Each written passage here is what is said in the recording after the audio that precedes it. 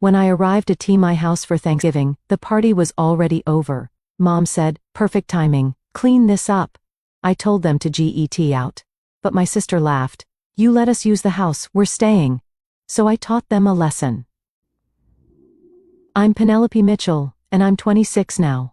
Growing up, I had parents, obviously, Jennifer and Robert Mitchell. And I had an older sister, Olivia, who's 4 years older than me. She's 30 now, married to some guy named Derek, and they've got twin boys who just turned 4. But here's the thing about my childhood that really screwed with my head for years. From the moment I could understand words, I was compared to Olivia. Every single day. She was the golden child, the one who could do no wrong.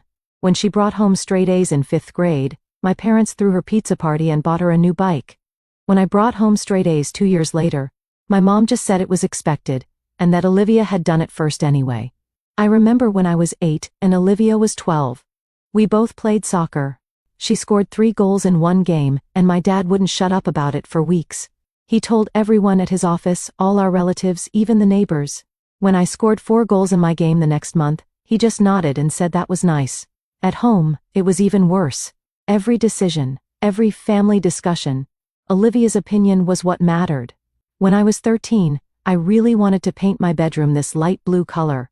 I'd been saving up my allowance to buy the paint myself. But Olivia said it would look ugly and clash with the hallway, and my parents immediately shut down the idea. Meanwhile, when Olivia wanted to knock down a wall in her room to make it bigger, when she was 16, they hired contractors and did it without question. The time we were picking a vacation spot, I'd been begging to go to this science museum in Boston for months, because my class was studying astronomy and I was obsessed with it. But Olivia wanted to go to some beach resort in Florida. Guess where we went? Yeah, Florida. I didn't even get to bring a book about space because my mom said it would be too heavy in the luggage. Family dinners were the worst. I'd try to talk about something that happened at school or something I was interested in, and my parents would listen for maybe 30 seconds before turning to Olivia and asking about her day. It was like I was just background noise in my own family. The only place I felt like I actually mattered was at my grandparents' house. Grandma Margaret and Grandpa William lived about 40 minutes away in this beautiful house right on the lake. Honestly, that place was more home to me than my actual home ever was. Every weekend I begged my parents to let me stay with them. Sometimes they'd say yes just to get me out of their hair. At Grandma and Grandpa's, everything was different. They actually listened when I taught. I could go on and on about whatever I was into at the moment, whether it was dinosaurs, or poetry, or learning to skateboard, and they'd sit there genuinely interested. Grandpa would hang up my drawings on the wall in his study, not just stick them on the fridge with a magnet where they'd fall off in a week, but actually frame some of them and put them up like real art. He told me once that my drawing of a sunset over the lake was his favorite piece in the whole house. I was 11 when he said that, and I swear I almost cried. Grandma would make tea and bake these amazing chocolate chip cookies from scratch. We'd sit at the kitchen table, just the two of us sometimes, and she'd ask me about my friends, my classes, what I wanted to be when I grew up. She never once compared me to Olivia. Never once said I should be more like her. At their house I was just Penelope, and that was enough. When I graduated high school, I wanted to go to university. I'd worked hard, gotten good grades despite the lack of encouragement at home. And I'd been accepted to a decent school with a program I was excited about. But when I told my parents I needed help with tuition, they sat me down and said no. They said they couldn't afford it. They needed the money for Olivia's wedding. She'd gotten engaged to Derek, and my parents were planning this massive event. My mom had spreadsheets and binders full of ideas. They booked this expensive hotel downtown, hired a fancy caterer, and my mom was having a custom dress made for Olivia that cost more than a semester of my tuition. I asked if maybe they could help with just a little bit, enough to cover my books at least. My dad said I needed to learn to be independent and that Olivia's wedding was a once-in-a-lifetime event. I didn't bother pointing out that my education was also pretty important. So I took out student loans, big ones, the kind that would follow me around for years. I signed all the papers myself, moved into a tiny dorm room, and started classes, while working part-time at a coffee shop to cover my living expenses. The wedding was insane. I'm talking ice sculptures, a 7-tier cake, a live band, flowers everywhere. There were like 200 guests. Olivia looked beautiful, I'll give her that. The custom dress was gorgeous. My parents looked so proud walking her down the aisle. During the reception, while everyone was eating overpriced steak and drinking champagne, Grandma and Grandpa found me sitting alone at a table in the corner. I'd been watching everyone celebrate and trying not to think about my student loan debt. Grandpa pulled up a chair next to me and asked how school was going. I told him it was good, that my classes were interesting, that I was managing okay. He looked at me with these kind eyes and said if things ever got difficult, if I ever needed help, I could come to them. He said they'd always support me. Grandma squeezed my hand and nodded. She said they were proud of me for working so hard, and that they knew I was going to do great things. I felt this huge weight lift off my chest. Just knowing someone believed in me, someone had my back, it made everything feel possible. I thanked them, probably more emotionally than I should have at a wedding reception, and they just smiled. I made it through my second year okay. The loans were piling up, but I was managing. I'd started to figure out who I was outside of my family's shadow. I had friends, professors who actually noticed my work, a future that felt like mine. Then the summer before my third year hit, and everything fell apart. Grandpa William died of a massive heart attack in July. Just like that. One day he was fine, working in his garden by the lake, and the next day he was gone. I got the call from my mom while I was at my summer job. "Penelope, your grandfather passed away this morning," she said, her voice flat. "The funeral is Saturday." She sounded annoyed that she had to tell me like it was an inconvenience. The funeral was small. I cried through the whole thing. My parents stood there looking uncomfortable, and Olivia kept checking her phone because the twins were with a babysitter. I wanted to scream at all of them that we'd just lost someone incredible, but I kept my mouth shut. Grandma Margaret took it hard, really hard. She'd been with Grandpa for almost 50 years. After the funeral, I visited her at the lake house as much as I could, but she seemed like a shell of herself. She barely ate, barely taught. It was like part of her had died too. A month later, I got another call. Grandma had passed away in her sleep. The doctor said it was heart failure, but I knew the truth. She died because she couldn't stand being without him. Some people are like that, so connected that when one goes, the other just follows. I was devastated. In the span of 5 weeks, I'd lost the only 2 people who'd ever really seen me. The only 2 people who'd made me feel like I mattered. I spent days just crying in my dorm room, barely able to function. A week after Grandma's funeral, my mom called and told me we had to meet at a lawyer's office. Some guy named Mr. Johnson who'd handled my grandparents' affairs. She said it was for the reading of the will, and that I needed to be there. I showed up at this office downtown on a Wednesday afternoon. The waiting room had these leather chairs and old law books on shelves. My parents were already there, sitting stiff and formal. Olivia was next to them, looking bored. Mr. Johnson was this older man with gray hair and a calm voice. He invited us into his office and had us sit down. Then he opened a folder and started reading. "Your grandparents have left their house at 2847 Lakeview Road to Penelope Mitchell," he said, "along with $150,000 in cash." The room went dead silent for about 3 seconds. Then Olivia made this sharp inhaling sound like she'd been punched. My mom grabbed my dad's hand so hard her knuckles turned white. I sat there in shock. I hadn't expected anything, honestly. I just wanted them back. Mr. Johnson kept reading. "There is a personal message from William to Jennifer Mitchell," he said, then read it out loud. "We do not leave you or Olivia anything, as we already gave you $200,000 when you reported financial difficulties in preparing for Olivia's wedding. $200,000. I felt like I'd been slapped. My parents had told me they couldn't afford to help with my education. They'd said they had no money. But they'd gotten $200,000 for my grandparents, and spent it all on Olivia's wedding. That hotel, that dress, that ridiculous ice sculpture, it all made sense now.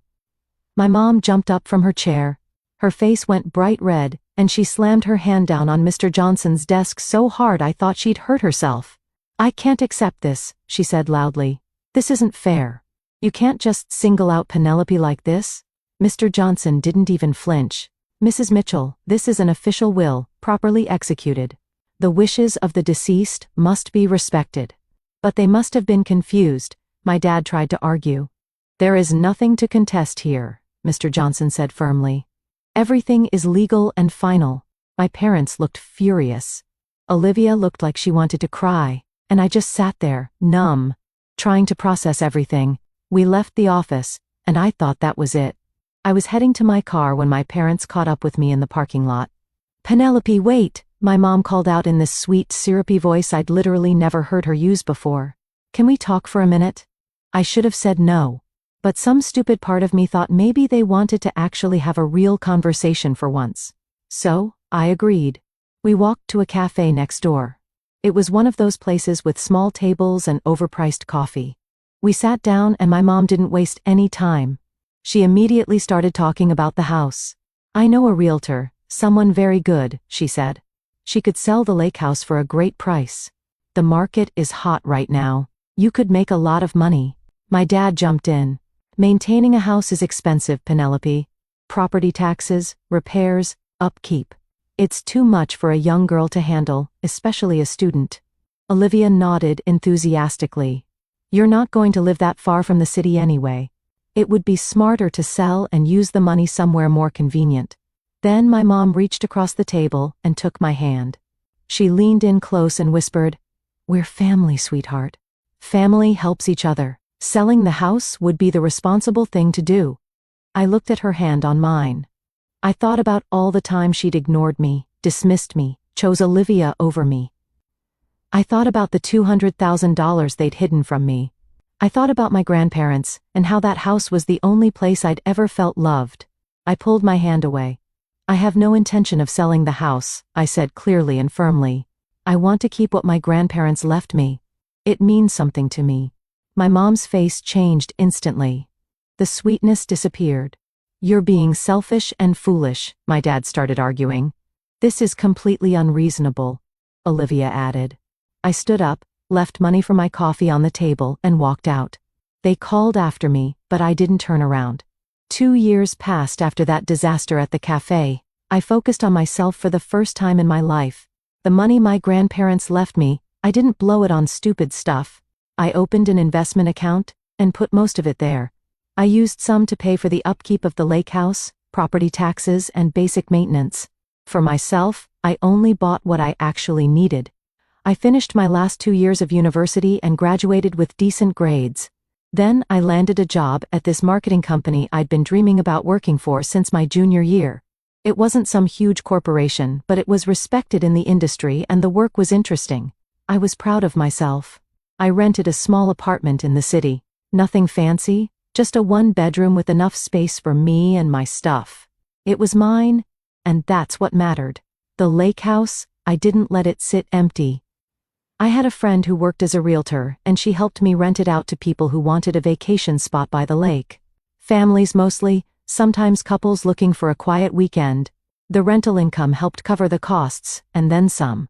As for my parents and Olivia, I barely spoke to them. We'd go months without any contact. They'd call sometimes, usually around holidays, and I'd give short answers and get off the phone as fast as I could. It was better that way. Then one day my mom called and said she wanted me to come to dinner on Friday. She sounded normal, not sweet or fake, just regular. I almost said no, but something made me agree. Maybe I was curious. Maybe I was just tired of avoiding them forever. When I pulled up to my parents' house that Friday evening, I noticed right away that something was off. The house looked bad. The paint was peeling on the shutters, the gutters were hanging at weird angles, and the lawn that my dad used to obsess over was completely overgrown with dandelions and weeds. It looked neglected. Inside wasn't much better. The furniture looked worn out, and there were water stains on the ceiling in the hallway. But dinner was ready, and we all sat down at the table like a normal family. At first, the conversation was almost pleasant. My parents asked about my job in Chicago, about my apartment, about how I spent my weekends. Olivia asked if I was dating anyone. It felt weirdly normal, and I started to relax a little. Then dessert came out.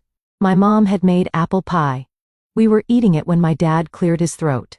"So, Thanksgiving is coming up," he said casually. "We're expecting a lot of relatives this year. Uncle Tom, Aunt Sarah, the cousins. It's going to be a full house. That's nice, I said, not really paying attention.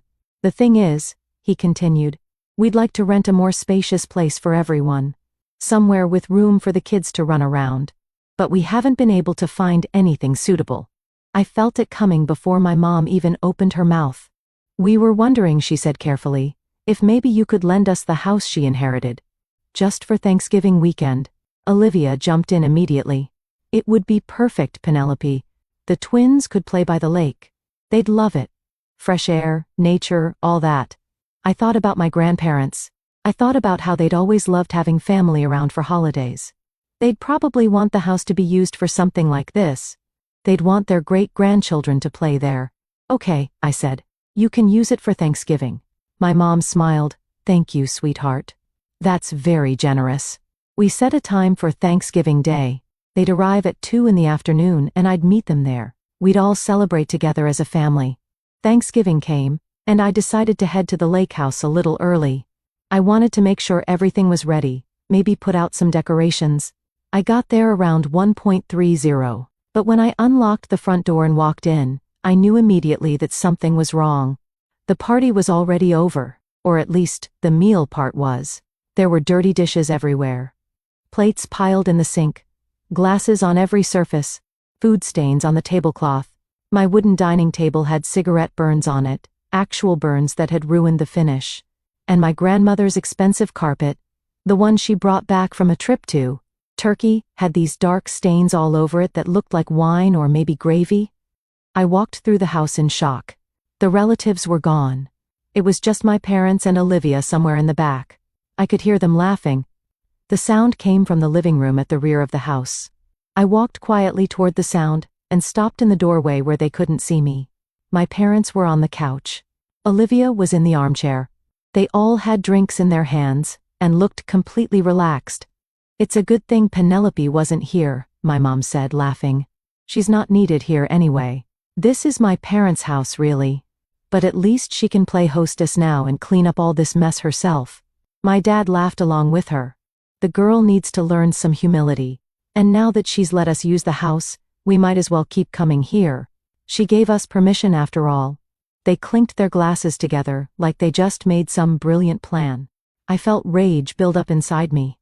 Pure, hot anger. I'd offered them the house because I wanted to help, because I thought it was what my grandparents would have wanted. And they'd used me. They deliberately lied about the time so I wouldn't be at Thanksgiving. They'd trashed the place and were planning to keep using it without asking. I stepped into the room. They jumped when they saw me. My mom's glass actually slipped in her hand, but she caught it.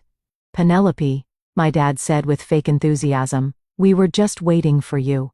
You must have gotten the time wrong. I heard everything, I said. My voice was shaking. You gave me the wrong time on purpose so you could celebrate without me. My mom let out this theatrical groan. Oh, Penelope, you're always so dramatic about everything. Get out, I said. Get out of my house. Now wait a minute, my mom said, standing up. We're family. We have a right to use this house. You gave us permission. I said, get out. This is my property, and I want you gone. My dad laughed, actually laughed. This is our family home, Penelope. We're staying. And you can start cleaning up the kitchen. I didn't say anything else. I turned around and walked straight out the front door, slamming it behind me so hard the windows rattled. The next morning I called Mr. Johnson. He'd been helping my grandparents for years and I trusted him. I told him everything that happened at Thanksgiving. Even if they're your parents, he said firmly, your property rights need to be protected. We'll take legal action. Getting ready for court took time. We had to gather all the documents, the deed to the house, records of every interaction I'd had with my parents about the property. We needed proof of the damage they'd caused. Mr. Johnson was thorough and patient through the whole process. The trial day finally came. I sat in the courtroom feeling nervous but ready. When it was my turn to testify, I spoke calmly and clearly. I stated the facts without getting emotional. I gave my parents permission to use the house for Thanksgiving Day only, I said. I have messages in our family chat that prove this. I never gave them permission to live there. The judge looked at the evidence Mr. Johnson presented. Screenshots of the messages, photos of the damaged table and carpet, everything. My mother took the stand next. She had tears running down her face, but they looked fake to me. "This house should belong to the whole family," she said, her voice breaking. "Penelope got it unfairly. It's not right that only she inherited it." The judge held up the will. "Mrs. Mitchell, the will is clear and legal." My mom's tears disappeared fast. "She influenced them," she said angrily. "She manipulated my parents into writing the will in her favor." The judge's expression hardened. "Do you have any proof of this claim, Mrs. Mitchell?" "Well, no, but—" "Then you are slandering your daughter without evidence," the judge said sharply. "I will not tolerate baseless accusations in my courtroom." I also presented evidence of the damage from their party. Photos of the cigarette-burned table, the ruined carpet, received showing what it would cost to replace them. And I showed documents proving I'd lost rental income for several months. Because my parents refused to leave and I couldn't rent the house out. A few weeks later, the verdict came. The court ruled in my favor completely. My parents were ordered to vacate the property immediately and pay compensation for all the damage they'd caused, plus my lost rental income. After the verdict was announced, my parents and Olivia started messaging me constantly. Apologies, begging, asking me to meet and talk. I deleted every message without reading most of them. Then one evening, I came home from work and found my mother standing outside my apartment door. She looked terrible, exhausted with dark circles under her eyes. "Please," she said when she saw me, "just listen to me for a minute." "What do you want?" I asked, not moving closer. "We're sorry," she said. Her voice cracked. "We're so sorry for all the pain we caused you. Please forgive us. We're family." I shook my head slowly. "I can't forgive you. I suffered in that family my whole childhood. I'm tired of being considered family only when it's convenient for you." My mother's eyes filled with tears. "Real ones this time. Your father's company went bankrupt," she said quietly. "He's buried in debt. We need help, Penelope. Please." I took a deep breath and looked at her directly. "I can't help you. And I don't consider you my family anymore." She stared at me like I'd slapped her. Her mouth opened, but no sound came out. Then slowly, she lowered her head and walked away without another word. I went inside my apartment and immediately called Mr. Johnson. I told him about my mother showing up. "You should apply for a restraining order," he advised, "to protect your peace of mind." I filed for it the next day. When the restraining order was approved, the court sent official documents to my parents by mail. They were shocked, apparently, and they told every relative they could about what I'd done, trying to make me look like the villain. But I heard from some of those relatives what was really happening to my family. My dad couldn't find a job after his company went under. He spent all his time trying to pay off debts. His arrogant personality had ruined most of his friendships, and he'd pushed away almost everyone who might have helped him. My mom was mentally falling apart, stressed about my dad's situation. She'd stopped taking care of herself. Olivia and her husband were struggling too. Raising twins was expensive, and their relationship was strained. Money was tight. She worked constantly to cover the kids' school costs and daily expenses. She'd always relied on our parents for help, and now without them, she was drowning. I didn't feel guilty. I felt free. After cutting off contact with my family completely, I threw myself into my work. Each successful project made me more confident. I could feel myself growing, becoming the person I was supposed to be all along. After work, I'd go to cafes in the city and meet new people. I made actual friends, people who liked me for who I was. People who didn't compare me to anyone, or expect me to be someone else. On weekends, I drove out to the lake house. I'd sit on the porch and watch the water or walk along the shore. Sometimes I'd go inside and look at the drawings Grandpa had framed, still hanging on the wall. I'd think about Grandma's cookies and the way they'd both listen to me like I mattered. I felt grateful. Grateful they'd seen something in me worth protecting. Grateful they'd given me a way out. Grateful they'd loved me when nobody else did. The house wasn't just property to me. It was proof that someone had cared, that someone had thought I deserved good things. And now, finally, I was living the life they'd wanted for me. I was happy, actually happy. And I'd done it all on my own terms.